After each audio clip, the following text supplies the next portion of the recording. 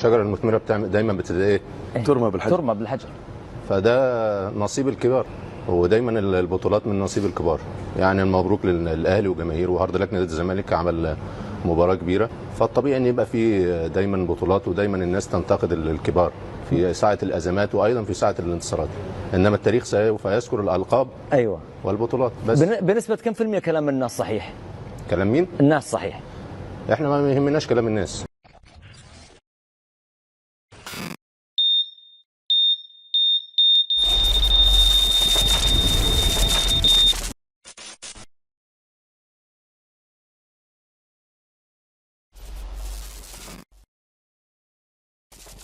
فرج يا سيدي بقى على خفة الدم. شيل يا ابني الحاجات بتاعت الاحتفالات. طب راوا ان في ناس زعلانة، راوا ان في ناس محروقة، راوا ان في ناس بتعيط، عمال يشيل الورق يحطوا عليه، وده يقول له لا ايه، وده يقول له انا اللي جرحت اساسا. ايه الليلة دي؟ ايه الليلة دي؟ بص بقى دي واللقطة الجميلة، والاخ مهيب عبد الهادي هو راكب قوم يالا وما انت عارف ده مدفوع فيه غرامه قد ايه؟ ادي امام عاشور بيقول له اوعى صاحبي، اوعى صاحبي، يا عيني على الليل، اضربوه اضربوه يا جدعان، اضربوه. ده عامل فخر بيقول لك هالاند ولا حسام حسن. ولكن بص الطيبه بتاعت امام عاشور وكهربا. بص تاني اللقطه، الاخ بيقول له يا امام الحقنا يا صاحبي، الحقنا يا صاحبي. ده احنا في فيلم السلامه يا صاحبي، ده احنا فيلم السلامه يا صاحبي. سعيد صالح وبركات، لا يا بركات بلاش الدم. وعادل امام بص اللقطه وكهربا وامام موتوها يا جدعان. بيقول لك هالاند ولا حسام حسن، خلصونا منه، ده زملكاوي وكل عام وانت بخير.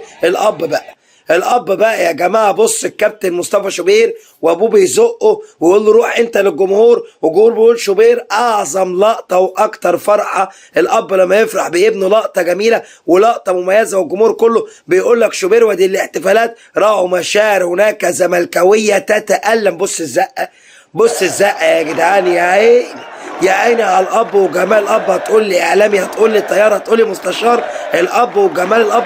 بص الزقه الجميله، وبص النهارده الجمهور، وبص الاحتفالات. راوا الشعور هناك من يتالم. خلي عندكم دم.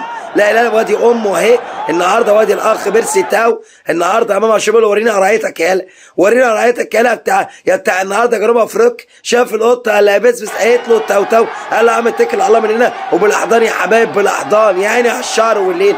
وادي الرقصه بتاعت قفشه بقى على طريقه انا اللي جرحت احساسها. بتعمل ايه يا مجنون؟ بتعملوا ايه يا اولاد المجانين؟ بتعملوا ايه يا اولاد المجانين؟ الملعب يكتسي. بص قفشه وقاعد عمال يتنطط. قال لك جبت قضيه وجبت قضيه ثانيه، عملت القضيه بارت 2، انا اللي جرحت احساسها. قولوا لها اطمني ارتاح. وليه تقولوا لها لا هي اكيد بتحس بجراح. انزل حط لايك.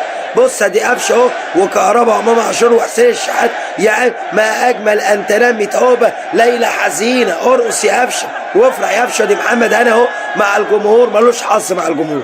وادي اللقطه الجميله النهارده. كل الناس بتشيل احمد نبيل كوكا، الراجل اللي والده توفى وحزين. وناحيه ثانيه الاخ مصطفى شوبير لما يفرح مع والده. راى يا راجل مشاعر الراجل، راى يا راجل مشاعر الراجل قاعد عمال يبكي حزنا على رحيل والده، والناس بتدعمه والجمهور بيدعمه. لا ده حاجه عظيمه قوي يا جماعه، لا ده حاجه كبيره قوي يا جماعه، لا ده حاجه محترمه قوي يا جماعه. بص النهارده يا جماعه الكل النهارده بيشيل احمد نبيل كوكا وبياخده النهارده للجمهور، والجمهور بيسنده. والولد النهارده الاحزار والده في قبره وخد الميداليه وقال لك هفضل متذكره وهفضل دايما معاه. الاب ده شيء عظيم، والاهلي ده كان عظيم، والمكسب ده حاجه جميله ان ربنا كرمنا وكسبنا الحمد لله رب العالمين. وبص حمزه علاء، وبص الجمهور، الشعبيه في الخليج يا جماعه النادي الاهلي، والشعبيه في مصر النادي الاهلي، والشعبيه في كل حته النادي الاهلي. ولو رحت الهولولولو هتلاقي مشجعين لنادي الاهلي بشكل كبير. اتفرج النهارده على حسين الشحات بياخده بالاحضان،